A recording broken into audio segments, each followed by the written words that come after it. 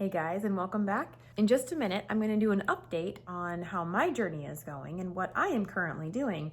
There seems to be a lot of confusion around that I'm actually carnivore because of my title, Carnivore's Angel. Fun fact, my husband was the carnivore at the time that we started this YouTube channel, and I'm the angel in that equation. So I've had several people ask me and reach out for an update on what I'm doing, and I figured I would let you all know. So we'll get to that in just a minute. With every start, we are born again. Open your heart. You may have noticed that this is not my normal place. This is not my house. This is actually the hunting lodge that I work in during deer season. This is where I get to feed the hunters, and we actually process a lot of the deer meat for the game preserve that we work for. That's always a lot of fun. And this is where I get all those front shoulders for my 2 dogs to eat during deer season.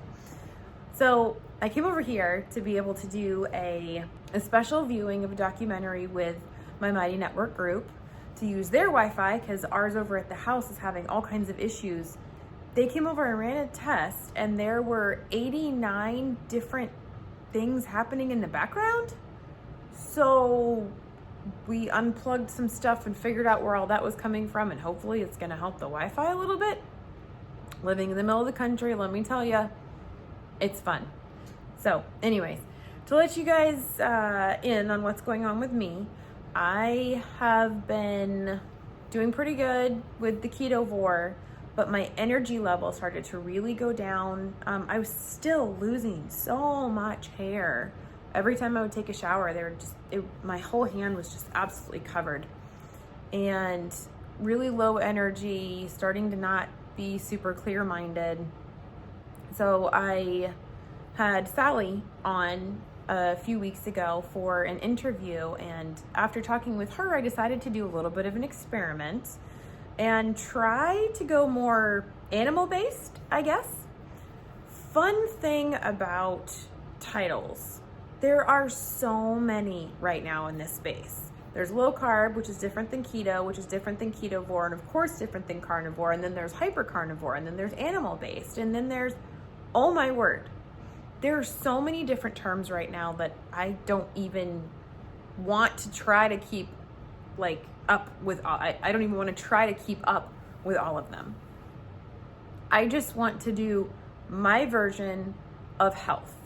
And if you want to put a label on it, I guess it would be Amy's diet. I don't know. And that really, of course, has always been my goal, for you guys to find what works for you, to learn from the people that are in this space and learn about what may work for you, but not expect everything to go perfectly every time. It's just not how things go. There is so much more to health than only what you eat. I think that what you eat is the basis, the foundation, and a huge portion of it. But when you've been doing it for a little while and you're still not quite getting the results that you want, it's time to take a look at what you might need to change up. So I've started adding in more dairy products because dairy is something that I seem to be able to handle really well. So I've started adding in more yogurt, and I even tried adding some honey to see how I felt with that. And I tried some more vegetables and some more fruit, and let me tell you, they did not make me feel better. But the only way I was going to find out is if I tried. I tried some strawberries. Strawberries I'm actually okay with. They don't really seem to have too much of a negative impact on me. I tried a grapefruit. Oh my goodness. I woke up this morning and my brain is like on turtle speed. Everything is just so much slower. I'm not really processing things. I keep getting stuck with, what's that word? I can't think of the word.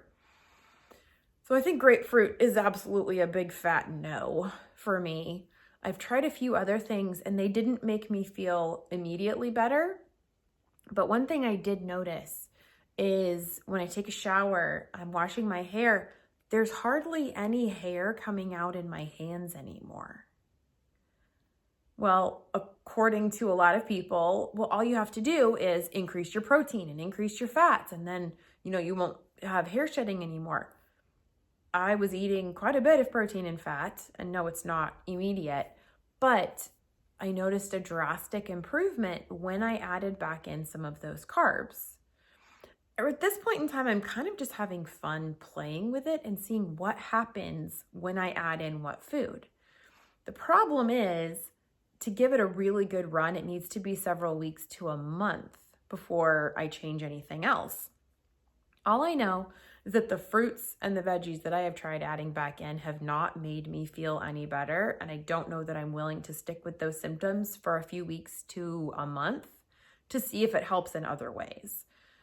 I really want my mental capacity to be as good as it can be, and that has not gotten any better because I have depression in my background and I've had to deal with anxiety before. Those are the two really big symptoms that I am unwilling to give any ground to.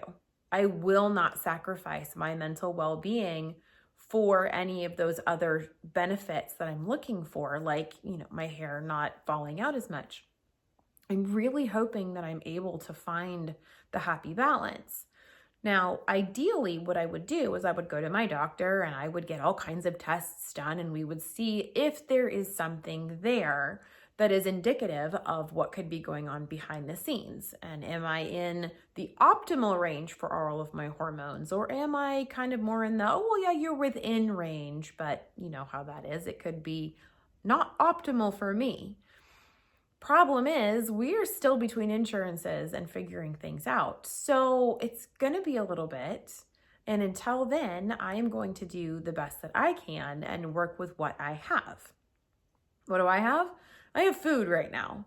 So that is what I'm going to attempt to affect changes with. And I'm going to do things a little bit at a time and see how I feel.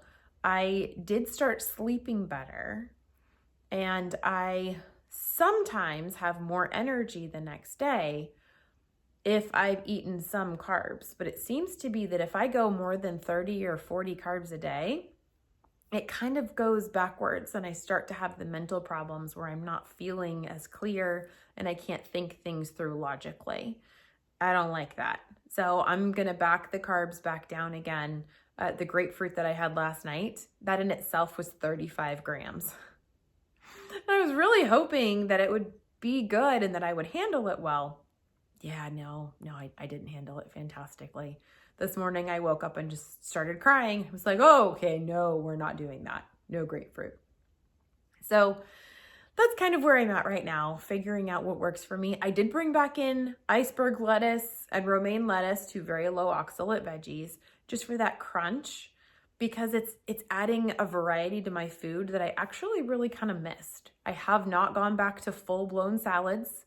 I'm simply putting a little bit of lettuce on my, my PSMF bread if I'm going to have a sandwich or something like that. That is the other thing that I figured I should kind of clarify for you guys. I do not eat all of the stuff that I make on my videos, but maybe once or twice a week. I do not eat the PSMF bread every single day. Why? One, it's processed.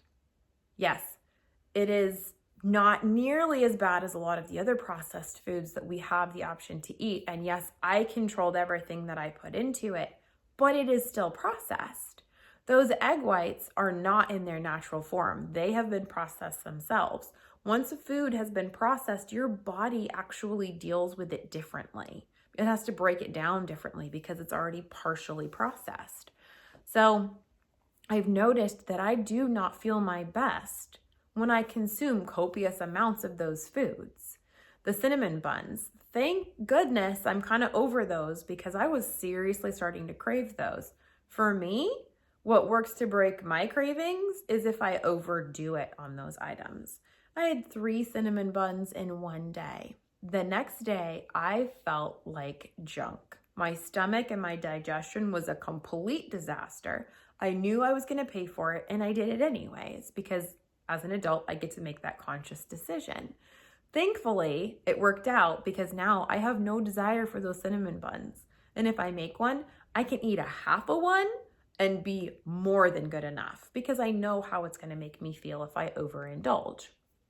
For everyone, that's not necessarily the case. I guess in that way, I'm really kind of lucky.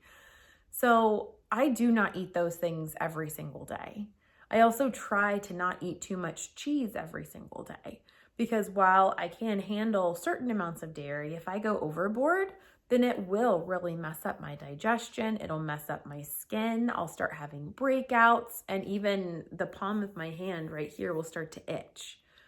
So I'm still working on tweaking the last little bits of everything in my diet, but I'm having fun bringing things back in and trying to see what works best with my body. I think that doing carnivore the way that I did it for so long with just muscle meat and organs, I really did give it my best shot. And I think that I got a lot of healing out of that time.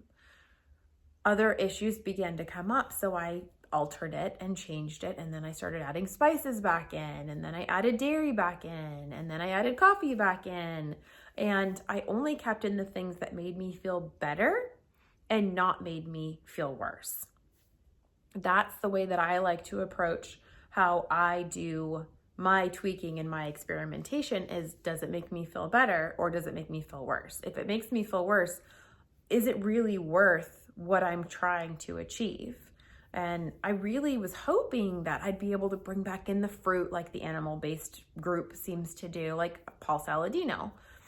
I tried it, and it could simply be that our fruit here in Wisconsin is not nearly as good as the fruit he's got in Costa Rica, that he's got where he is, which makes complete sense because I'm in Wisconsin and there's snow everywhere and it's -3 degrees. So right now may not be the best thing for me to try to bring in the fruit. I think I will have a much better success rate if I wait until the fruit is growing on my property and I go out and pick it myself because I know it hasn't been sprayed with pesticides and herbicides. It's gotten the sun directly. Nothing else is being added to it. So I think I'm going to have a better experience if I wait until it's seasonally appropriate. I just kind of had bad timing for deciding, oh yeah, I'm going to bring back in some fruit. Yeah, there's snow outside. I don't think that that's going to go very well for me right now. And genetically, I have a lot of German in me. So if you look over at Germany where they are and what they have seasonally right now, it's definitely not a whole bunch of fruit. Anyhow, so that is kind of what I'm doing and where I am at. And I'm enjoying it. It can be very frustrating too. Don't get me wrong. Don't think that I'm sitting here like, oh yes, I'm so glad this is all working. Everything I'm doing is working and it is fantastic. That's not the case at all. There's actually a lot of things that I try that I get really frustrated that it doesn't work. I would love to be able to tell you guys that, oh yeah, I added this back in. I lost 15 pounds in, a week and it was fantastic. That's not what's happening. And that's okay. Because this is a journey and what works for 1 year may not work for the next year.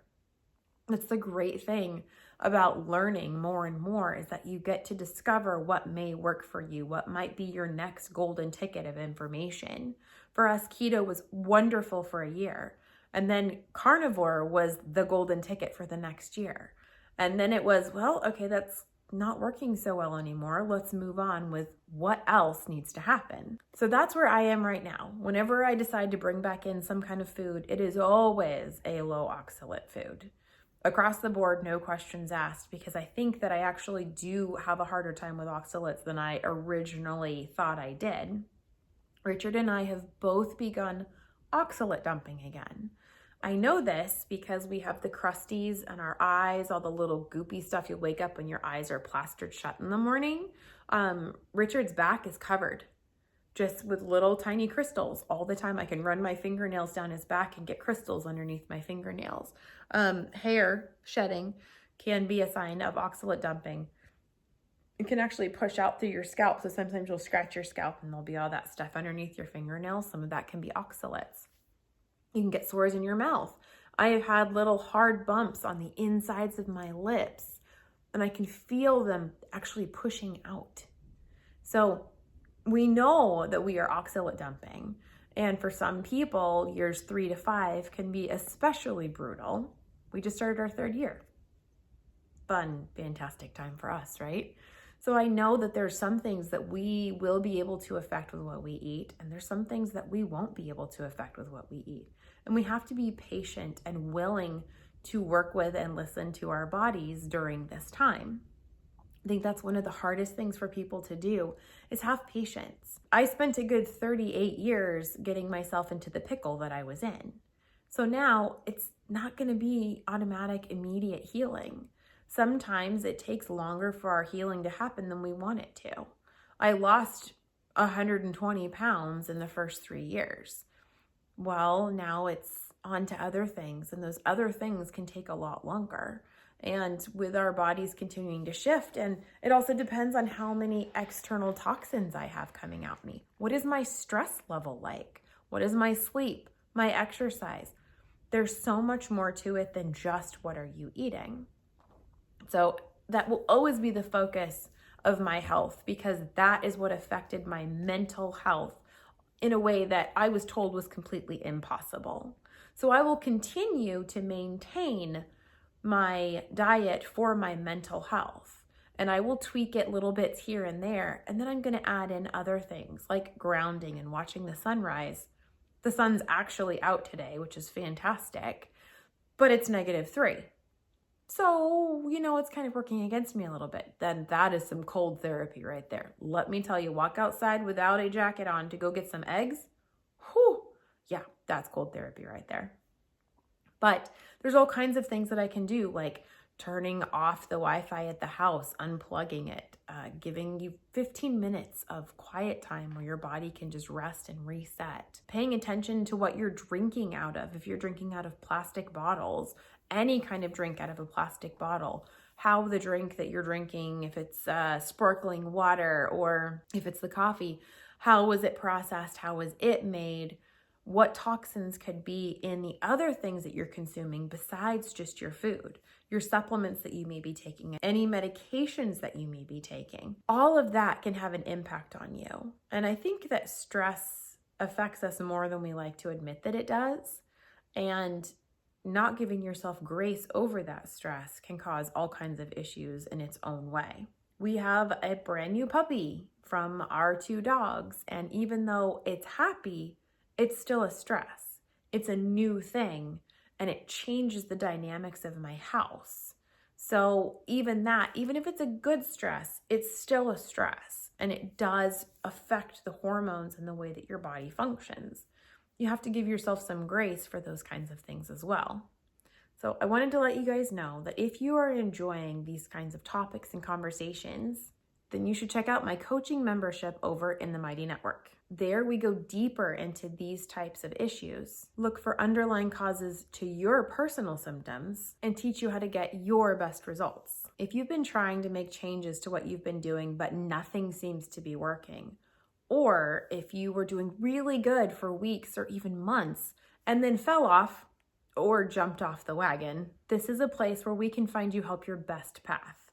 We can help you fine-tune your approach and add other tools for your success. This is a community of like-minded people, even though we have the full spectrum from low carb all the way up to carnivore. I'm going to be honest, the best money that I ever spent was on getting coaching and getting my mindset right. When you join my Mighty Network, you will immediately have access to all of our previous Zoom meetings, including all of our special guests that we had. We have 4 Zoom meetings a week where you can personally ask your questions and we answer them directly. I have a team of coaches and moderators there for you to talk to, and they can help point you in the right direction. What's great about a community like this is that your questions help others learn while we help build you up. Find the support that you need to succeed on your journey. It only costs $1 a day. You can check out the link below if that's something that you're interested in. The great thing about this space is that we don't have to do this alone. I can't even imagine having to go low carb or trying to figure this out 10, 15, 20 years ago. There's so many people that have been doing it for that long, and we get to learn from them and we get to experience things in a totally different way. Granted, we have our own issues that we have to work through, like all of the keto and carnivore products that are now coming out and are thrown in our faces every single day and on every single shelf in the grocery store. So we have a whole new set of challenges that we get to navigate, but at least we don't have to do it alone. And I have found that I succeed more often when I do this with a village and a group of people who are like-minded and who want the same things for their families and for themselves as I want for mine. We just want health. Whatever that looks like, and the best way to attain it for each individual person is my goal. I want to help every single person decide what works best for them and how to affect your health in a positive manner. Thanks so much, guys, for checking in today, and I hope that this update was what you were looking for. Please do all of the things if you find this content uplifting and helpful. Every time someone likes or subscribes or even turns on the bell notification, it helps more and more people find this content. So if you think that this was valuable and that other people could benefit from it, please do that so that we can spread the word and help more people find their path to health. Thanks so much, guys. We'll see you on the way. Well, y'all may have noticed that, oh, the heater just turned back on again. I actually waited for it to turn off. Never mind. I give up. There's a word. And said that our old, not even our, yeah, that our old, no, find this, help even more people learn about, let me see. Little bear! Hi, buddy. For anybody that would like to, we are taking applications for this little guy. So if you want to look at adopting him, hello, you can send me a message. My email address is carnivoresangel@gmail.com. Just let me know. Kisses.